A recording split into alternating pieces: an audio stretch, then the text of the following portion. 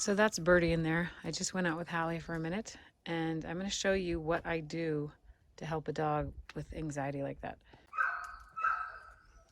So because of the pawing, that a little bit of pawing you saw in her welcome video, she is going to be moved into this crate, which is a really tough crate, and she can't injure herself with that. But I'm going to show you what I do with the dog that is super whiny and anxious. So I'm going to be sitting over here at the desk.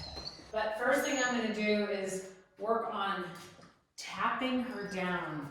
So with the e-collar, which I'm going to do at a 1 real quick, I'm going to do really slow taps. You'll see the light go on. That's a 2. I'm going to go to a 1.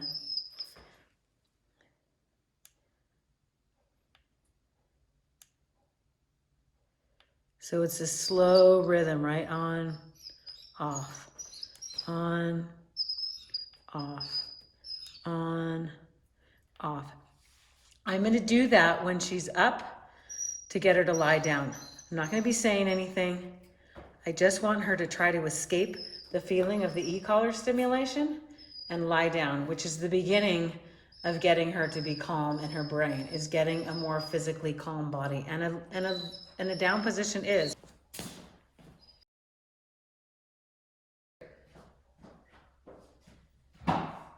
So we're gonna let those whines go for now. I'm gonna let those whines go. I just want to get her to understand what e-collar stimulation means in that slow tapping that I showed you to lie down. But for now, we're gonna let that whining go. That was just me moving. Okay, so I'm gonna go to a 9 and tap.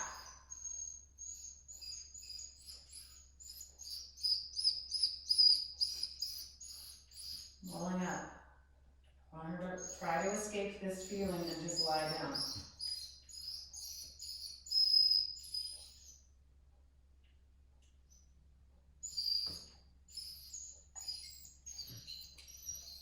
So she's feeling it now.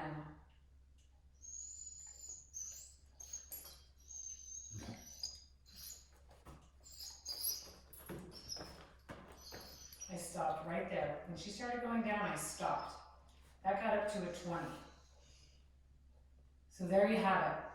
She's learning to lie down in that crate by this slow tapping sensation. I showed you the rhythm. It's very slow. I'm not saying anything. When I talk to you guys right now, it's affecting her. So normally I wouldn't be saying anything. So I'm going to do maybe this for this first part of the day, just the lie down position, and then I will start to address the whining, which I might do now. We'll see. I'll let you know. I'm going to let her go through that little trembling session facing away from me for now. Of course, every time I get up, she gets up. Well, this time she didn't. Oh, there she goes. So now we have to go back. You know, I just walked over to turn the heat down. So I'm just going to go back to the tapping sensation. Let's start at a 15. Tap, tap, tap, tap. I'm going to roll up a little bit, tap.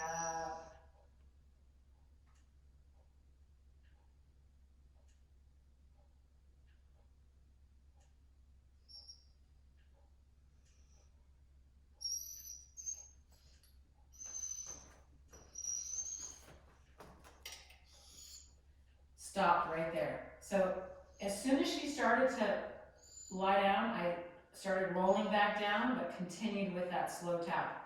I got up to a 24, and I got back down to a 19. She has comfort pads on her e-collar, so if I'm giving you these numbers, good. That little settle there, I just said good. I'm telling you these numbers because this is what she needs with this collar on her skin with her fur. Your numbers could be 3 to 10. They could be 40 to 60. It's about the dog and what kind of stimulation points and what their brain's like and what their fur's like. So don't get caught on these numbers. I'm just telling you what I'm doing. So that last go round, we got up to a 24, and then as soon as she started moving down, I started rolling down, but I kept that tapping sensation on until she was down.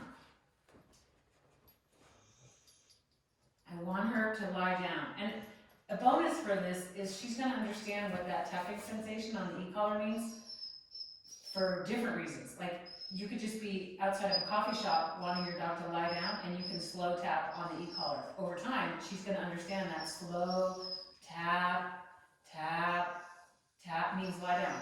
So I love e-collars not only because they can help a dog with learning things and interrupt behaviors or reinforce behaviors, but it's also a whole other language. Like, hand signals are a whole other language. They're a cool tool. Good. So if I get up to walk over there, this is the other thing I'm going to do. I'm going to stand up, which you guys can't see me. I'm going to stand up and walk toward her. If she gets up, I'm going to leave and come sit back down. So I'm getting up right now, walking toward. She's still in a down, which I'm appreciating. She gets up. I want you to see. Right then I would have moved. As soon as she got up, I would have walked away. So this is another way. I'm removing what she wants, which is me. So now we're going to go back to the tapping. Here we go. Starting at a 15, slow, slow, rolling down. And that time I may have stopped her, which is kind of a drag. But now I'm rolling back up, tapping. She feels it. Tapping, tapping. And I stopped, and I got back up to a 19. This is her very first day here, and she has only been here for about an hour. So now I'm going to walk over again. This is what I was trying to show you. I'm walking over. Good. Maybe I'll give her a little pet, because she's really anxious and she needs the people. This is what happens with a lot of COVID dogs. They really are needing their people. They don't know how to be by themselves. She does fine in the crate at night, but during the day she does what you're seeing her do. Good.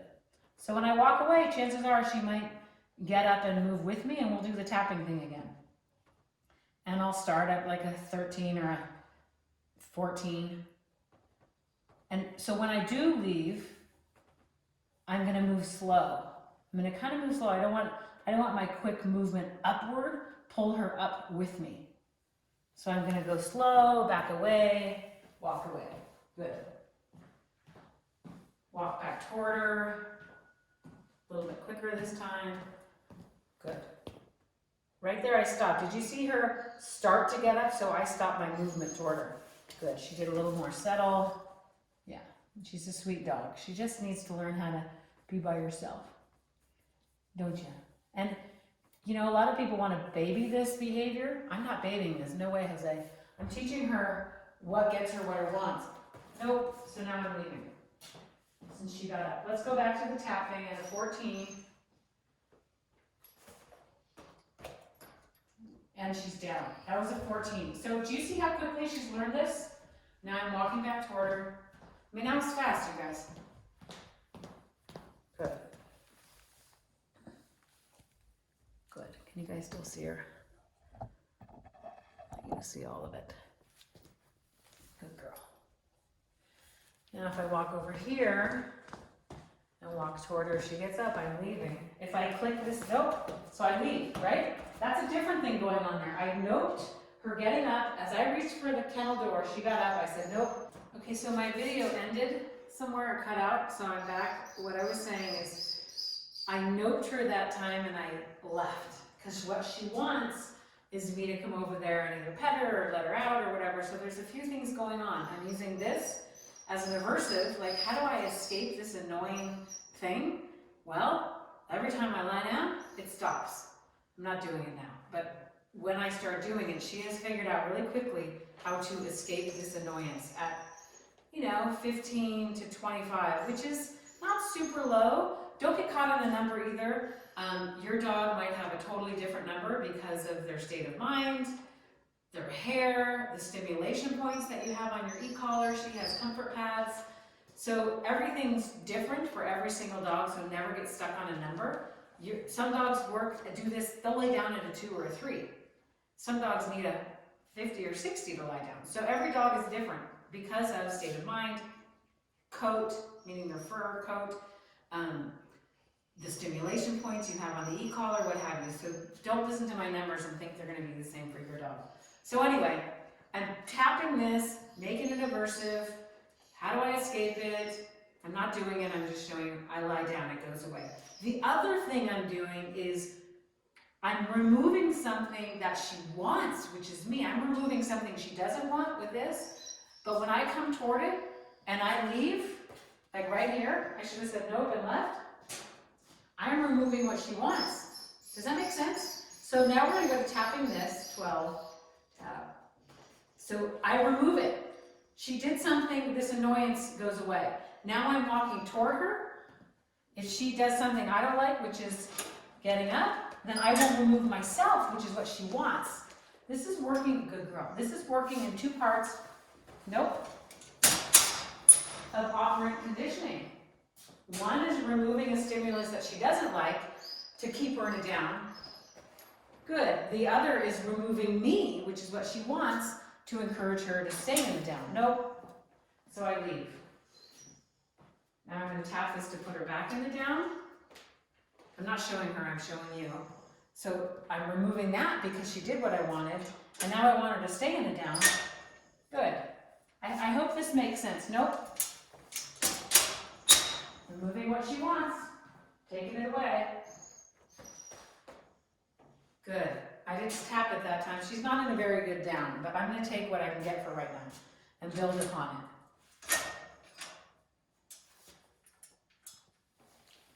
Nope. My camera cut out. So what I was saying was, when I move myself away, that's another thing.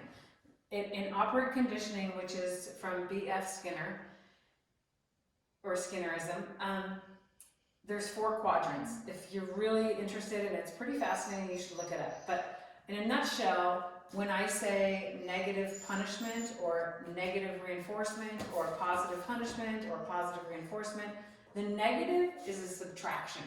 It's not good, bad. Negative is subtraction, positive is addition.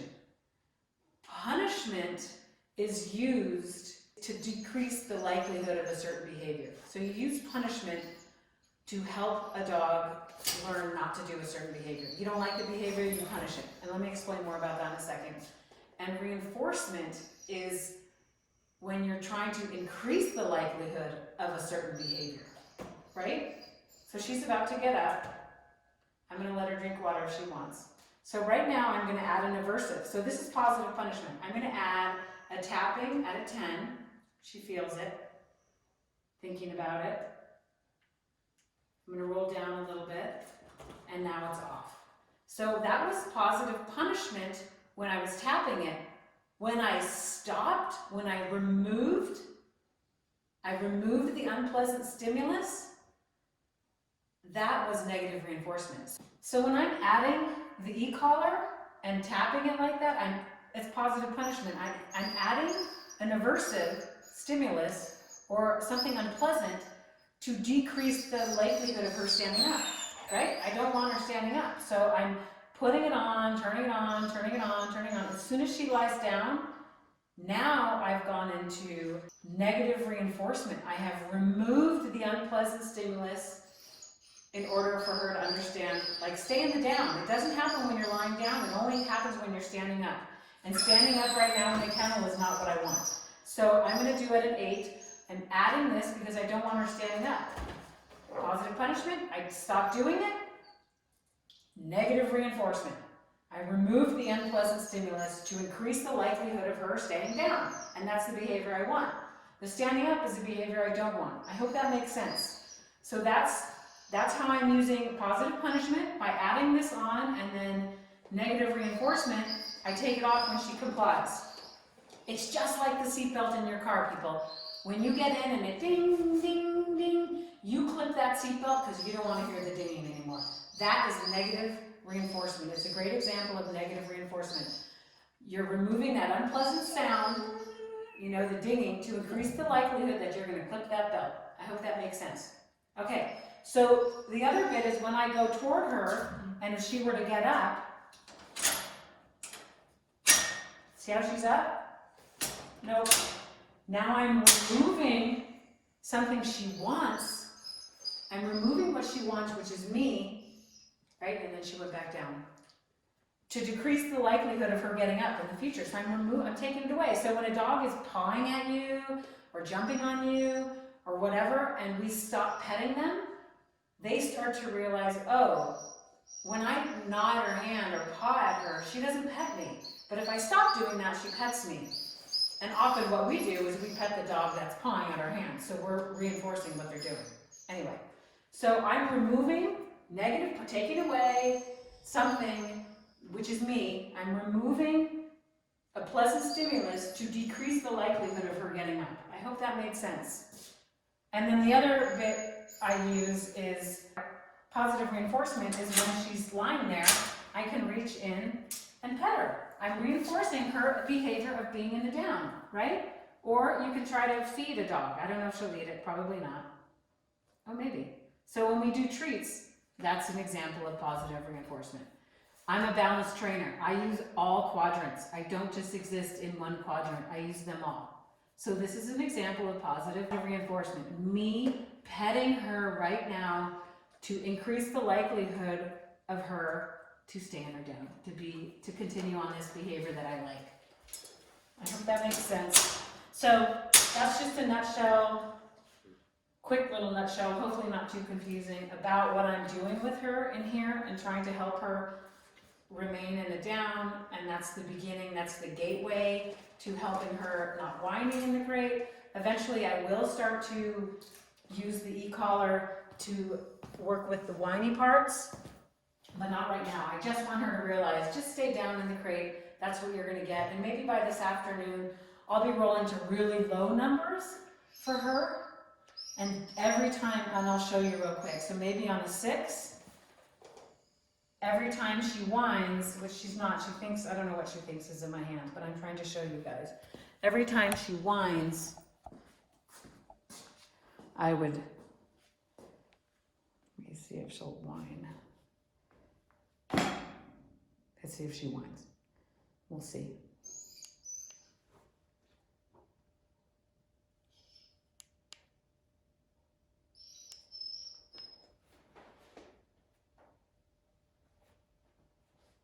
So eventually I'll get to that, where right after she whines, lower numbers go on. But it's hard to talk to you guys and listen to her.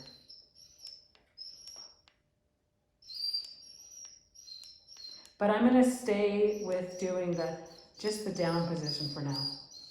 Because eventually I'm gonna have to roll this up. But I want her to